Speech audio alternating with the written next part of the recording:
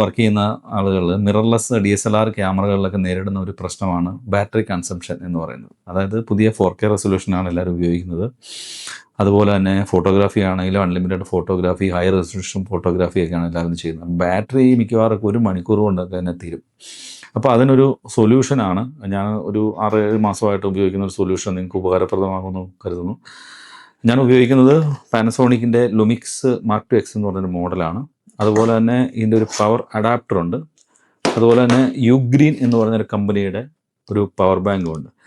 അപ്പോൾ നമ്മുടെ ടെക്നോളജി എന്തെന്ന് പറയുന്നത് നമ്മൾ ബാറ്ററിക്ക് പകരമായിട്ട് നമ്മൾ പവർ ബാങ്ക് ഉപയോഗിക്കുക എന്നുള്ളതാണ്. അപ്പോൾ നമുക്ക് കൂടുതൽ ടൈം നമുക്ക് ബാറ്ററിയുടെ കൺസംപ്ഷൻ പിടിച്ചു നിർത്താൻ പറ്റും.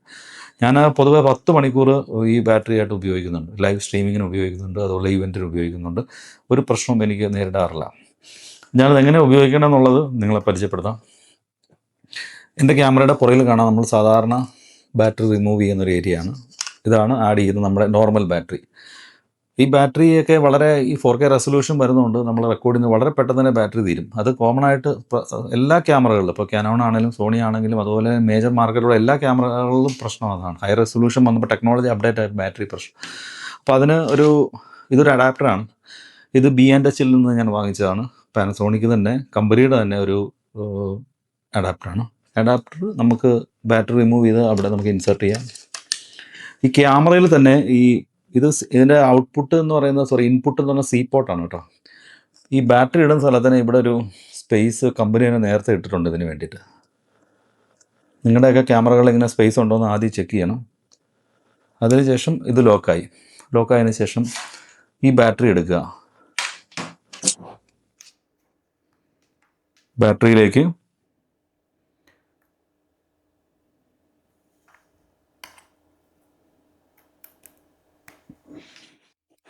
ഈ ബാറ്ററി ഇങ്ങനെ നമുക്ക് DSLR ക്യാമറകളിലേക്ക് ഇൻസേർട്ട് ചെയ്ത് കഴിഞ്ഞാൽ ഏകദേശം ഒരു 10 മണിക്കൂർ കണ്ടിന്യൂസ് ആയിട്ട് നമുക്ക് ബാറ്ററി കിട്ടും. അപ്പോൾ ഇത് നമ്മൾ ട്രൈപോഡിൽ ഉപയോഗിക്കാം. ട്രൈപോഡിൽ നമുക്കിത് ബാറ്ററീനെ സിങ്ക് ചെയ്ത് വെക്കാം. അല്ലെങ്കിൽ ക്യാമറയുടെ മുകളിൽ തന്നെ ഈ സാധനം നമുക്ക് ഇൻസേർട്ട് ചെയ്ത് സൈഡിൽ വെക്കാവുന്നതാണ്. നമ്മൾ ഫിലിം ക്യാമറയിലൊക്കെ പൊതുവെ കാണുന്നതാണ്, ബാറ്ററി വെച്ചിട്ടാണ് അഡാപ്റ്റർ ചെയ്യുന്നത്. അതുപോലെ തന്നെ മിറർലെസ് ക്യാമറയിൽ ഇതിൻ്റെ അഡാപ്റ്റർ കിട്ടും. അഡാപ്റ്റർ ഇൻസേർട്ട് ചെയ്തിട്ട് നമുക്കത് ഉപയോഗിക്കാവുന്നതാണ്. പക്ഷേ ക്യാമറയുടെ വോൾട്ടും ഇതിൻ്റെ പവർ വോൾട്ടും തമ്മിൽ കറക്റ്റ് ആയിരിക്കണം എന്നുള്ളതാണ്. അപ്പോൾ ആ രീതിക്ക് നിങ്ങളൊന്ന് ട്രൈ ചെയ്ത് നോക്കാം. ഈ പവർ ബാങ്കിൻ്റെ ഡീറ്റെയിൽ ഞാൻ പറഞ്ഞുതരാം. ഇത് യുഗ്രീൻ എന്ന് പറഞ്ഞ കമ്പനിയുടെ പവർ ബാങ്കാണ്. ഇതിൻ്റെ വോൾട്ട് 100 വോൾട്ടാണ്. 20,000 mAh battery. ഇതാണ് ഞാൻ ഉപയോഗിക്കുന്നത്. ഓരോ ക്യാമറയ്ക്കും അവരുടെ പ്രോഡക്റ്റ് വ്യത്യാസം ഉണ്ടാവും. ഇപ്പോൾ മറ്റ് ക്യാമറ സോണി ആണെങ്കിലും കാനോൺ ആണെങ്കിലും അതിനൊക്കെ ഇങ്ങനത്തെ ഒരു ഓപ്ഷൻ ഉണ്ടോ എന്ന് നോക്കണം. ഉണ്ടാവുമെന്ന് കരുതുന്നു. ഞാൻ കൂടുതലേക്ക് സെർച്ച് ചെയ്തിട്ടില്ല. ഉണ്ടെങ്കിൽ തന്നെ അതിന് എത്ര വോൾട്ടാണ്, അതിന് ഏതൊക്കെ ബാറ്ററിയാണ് സപ്പോർട്ട് ചെയ്യുന്നത്, അതിന് ഏതൊക്കെ അഡാപ്റ്ററാണ് ഉള്ളതെന്ന് നോക്കണം. ഞാൻ ഉപയോഗിക്കുന്ന ഈ ലുമിക്സ് പാനസോണിക്കിൻ്റെ ഓൾറെഡി ഇൻബിൽറ്റ് ചെയ്ത് വരുന്നതുകൊണ്ട് നമുക്കതിന് മറ്റ് പ്രശ്നങ്ങളൊന്നും വന്നിട്ടില്ല. അപ്പോൾ നിങ്ങളെല്ലാവരും നിങ്ങളുടെ ക്യാമറയിൽ ഈ ഒരു ഓപ്ഷൻ ട്രൈ ചെയ്യുക. അപ്പോൾ അങ്ങനെ ട്രൈ ചെയ്ത് കഴിഞ്ഞാൽ നിങ്ങൾക്ക് ഈ ബാറ്ററി പ്രശ്നം എന്നുള്ളത് നിങ്ങൾക്ക് പരിഹരിക്കാൻ പറ്റും. Okay, thank you. പിന്നെ ഇതിൻ്റെ സൈറ്റിൻ്റെ ലിങ്ക് ഞാൻ ഡിസ്ക്രിപ്ഷനിലിടാം. ഞാനിത് പർച്ചേസ് ചെയ്തിരിക്കുന്നത് എല്ലാം B&H എന്ന് പറഞ്ഞ സൈറ്റിൽ നിന്നാണ്. യുഗ്രീൻ എന്ന് പറഞ്ഞൊരു കമ്പനി ഞാൻ പൊതുവെ പവർ ബാങ്കിൻ്റെ മേഖലയിൽ നിൽക്കുമ്പോൾ ഏറ്റവും നല്ല ഒരു ഇതായിട്ടാണ് തോന്നിയിട്ടുള്ളത്. 3 ഔട്ട്പുട്ട് ഉണ്ട്. ഒരു C-പോർട്ടും ഉണ്ട്, 2 C-പോർട്ടും ഉണ്ട്, ഒരു USB പോർട്ടും ഉണ്ട്. അപ്പോൾ നിങ്ങളെല്ലാവരും ഇതൊന്ന് ട്രൈ ചെയ്ത് നോക്കൂ. നിങ്ങളുടെ DSLR ക്യാമറ ഏതാണ് ഉപയോഗിക്കണമെന്ന് നോക്കുക.